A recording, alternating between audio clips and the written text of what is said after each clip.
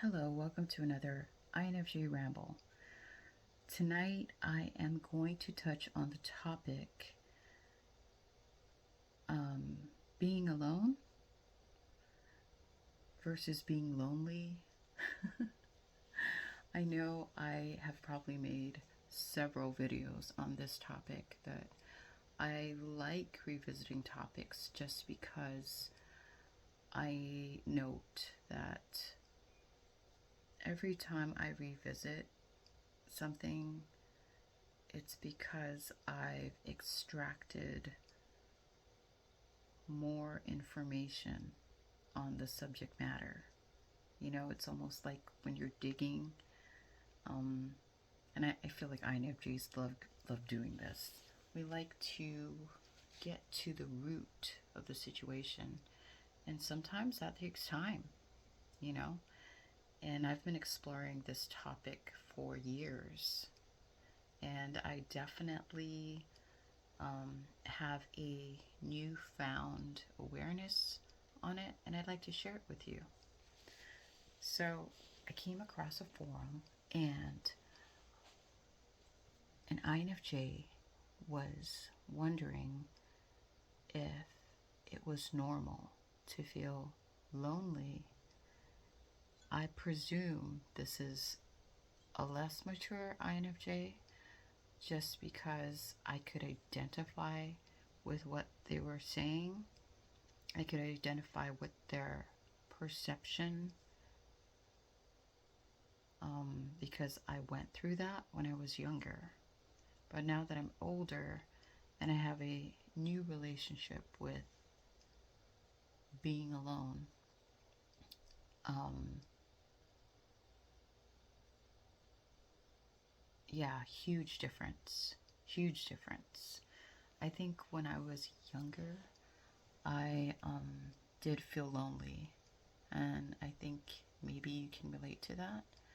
I think when I was younger, I had less self awareness, and also I was seeking external validation by sacrificing myself and sacrificing my needs, having poor boundaries, not knowing who I was, you know. And yes, I did feel lonely because I felt like no matter how hard I tried to please people, I still never really felt like I was accepted, or I never really felt like I fit in. And yeah, that gets really tiresome when you're exerting so much energy and time and attention to please others in order to feel accepted. Um, but obviously, we needed to go through that so that, you know, as you get older, I feel like it makes more sense. You know, you have to go through that in order to understand it, like anything in life, you know, like, and that's the thing, like, I don't necessarily think anything is good or bad. I think it's just an experience. I mean, how would you know how anything feels, how anything operates, unless you experienced it firsthand, you know? So, I don't know. As I get older and I have more self awareness and I know what I want, what I don't want, what I will um, tolerate, what I will not tolerate, um, I give myself more grace. I've radically accepted the fact that I am made to be alone, you know? And I've learned to love it. And not for the reasons that I think most INFJs love it. Like, I think a lot of INFJs love being alone because maybe the world or the people in it affects their nervous system in such a way that they're rattled to their bone and they can't handle it because they're hypersensitive. But I've literally gotten to a place where I can be in the world and not of it. I can be at peace in the midst of chaos. I mean, sometimes I falter, but like anything, like any muscle that you're trying to build up, practice. If you expose yourself to something enough times, you almost build up a resistance to it. And that's why, like, even though we are hypersensitive to energy, and I did go through a phase where I I would get overwhelmed. I would get overwhelmed by being in crowds, loud noises, and to some degree I still do, but it's not to the point where I need to escape, you know? Like, I can be in it and regulate myself in such a way that I can still function, you know? And it comes with radically accepting yourself just as you are. And this includes, like, being alone, and not in a way where you're trying to escape reality. It's like you can be in reality in whatever shape or form that it chooses to manifest in, and still be at peace, still be super grounded and super like in your power, you know? I don't know if I'm making sense. But if you think about like our alone time, like for me, I think it was essential so that I could hear myself, because it's so hard to hear yourself when you're surrounded by all the noise of the world, and when I started listening to myself and I started recognizing the parts that were hurt and the parts that needed healing, the parts that needed my attention and love and care, and then I started kind of pulling back and not needing external validation and just kind of giving it to myself. That's where like true transformation begins. You know what I'm saying? Like, you no longer sacrifice yourself in order to appease others, in order to get their validation, because you're validating yourself. You're giving yourself the grace and the peace and the love and the kindness and the support that you've been looking for your whole life. It's all in here, you know? And then I noted that, like, when I started doing that for myself, I was able to function in the world in a more holistic way. Which brings me to, like, another topic that kind of weaves into what I'm talking about. So I think, like, in the beginning, we're extremists. I think you can relate to this. So when I was younger, I was like all in or all out, It was like never in between. And it was always like I was either super high or super low. There was no in between. And I think everyone is looking for the balance point, And since I've garnered enough life experiences, and I've noted that I was operating on extremes, I was either on this side or on this side. I've garnered enough life experiences to find that balance point. Get what I'm saying? And when you get to a place of balance, that's when you see the world with more clarity, and you see who you are so that you can see others. And when you give yourself the validation that you've been looking for your whole life, and you radically accept yourself. And I'm talking about like the dark sides, the light sides, and everything in between. You can do that for others. You can do it from a place of balance, peace, grace. That's when true compassion and true love and care comes in. I think when we're younger, because we're looking for the external validation and we're giving everyone the love and the care and the support and the kindness.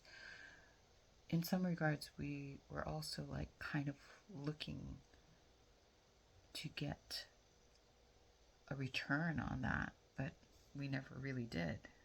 I mean, if we really thought about it, it was very few and far and in between that somebody would reciprocate, right? And then we'd always be like, well, I don't understand, I'm doing all this stuff for everyone, but nobody does it for me. If you want to be completely honest, that's what we were doing when we were younger, which ties into the looking for external validation, And then after a while, that gets tiring. And then, you have to go through cycles of depression and cycles of resentment and cycles of anger and all these cycles until you realize that you've been giving away parts of yourself to the wrong. And I'm not saying it's wrong, because I think maybe some people really needed that love and care and support. But then at the same time, you do realize that when people realize that's your nature, that's when we have a tendency to attract people who take advantage of us because they know that's our nature, right? And then you get resentful, and then you get kind of like into this victim mentality of like, what am I doing wrong? Like, how come everybody treats me this way when I'm so nice? You're doing it for the wrong reasons, if you were to be completely honest with yourself. So yeah, like now I just kind of like pull all that stuff back and I give it to myself. And let me tell you, like, I'm less critical of myself. Before, when I was younger, I used to be my worst critic. The worst. Like, always putting myself down. How come you can't do it better? What's wrong with you? Like, if somebody was mad, what did I do wrong?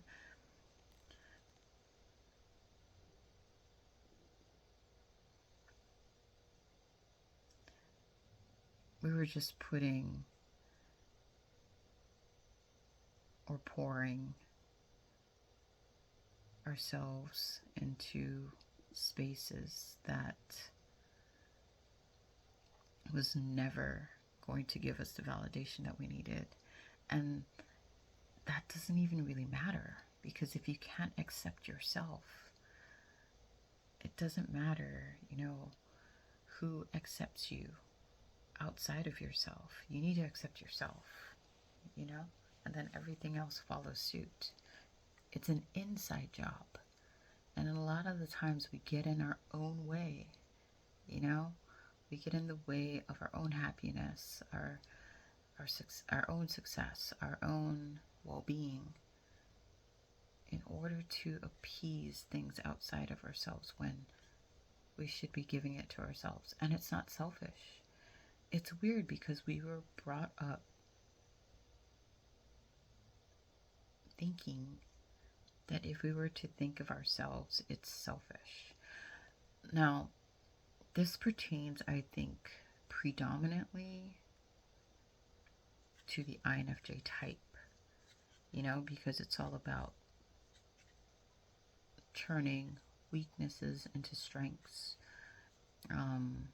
being aware of blind spots within yourself so that you can course correct, because I think there's other personality types out there that are more self-absorbed, and in their case, they probably need to do what we're doing, what we were doing for most of our life.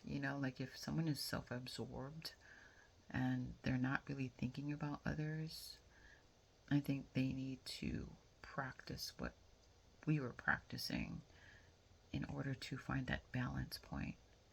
But since we've been giving ourselves away for so long, in order for us to find the balance point, we need to bring it back to ourselves. Does that make sense? I have no idea if I'm making sense, but I've come to realize that, yeah, the time alone, even though it seemed like it was a burden when I was younger, I've come to appreciate it more. Just because, I mean, look at this. I'm sitting with myself. It's peaceful. There's no external distractions. I've learned to become my own best friend. I've learned to give myself the love and validation and attention and patience and support that I've been, what is that called? I've been keeping from myself because I've been giving it away, you know? And I truly feel like it starts with you, like you can't fill other people's cups if your cup is empty. And I think that's why INFJs have so much bouts of depression. It's because we absolutely empty ourselves for the well-being of the people around us. We empty ourselves, and then we get to a point where we need deep rest. Deep rest. That's what deep rest is, right? Depressed? Yeah, but if you realize that you're doing that, that you are depleting yourself in order to lift someone else up, realize that you're doing that because you have poor boundaries and all this stuff. Bring it back to you. Fill yourself up so that you won't be empty and you won't need to be having so much deep rest. If that even makes sense. Yeah. So I think it's a maturing phase that we need to go through. And all we're doing is garnering life experiences so that when we get to a place of maturity, we're not so extreme. We find the balance point within ourselves. We start, it's almost like you have to do the opposite of what you've been doing your whole life. So like if you've been giving yourself away to others, it's like bring yourself back. If you've been hypersensitive, it's because you have a dysregulated nervous system. So once you start learning to self-regulate, then all of that stuff goes away. I don't know if I'm making sense. I'm going to stop. But if you learned something cool, if you didn't, that's cool too. Blessings to one and all. Amen.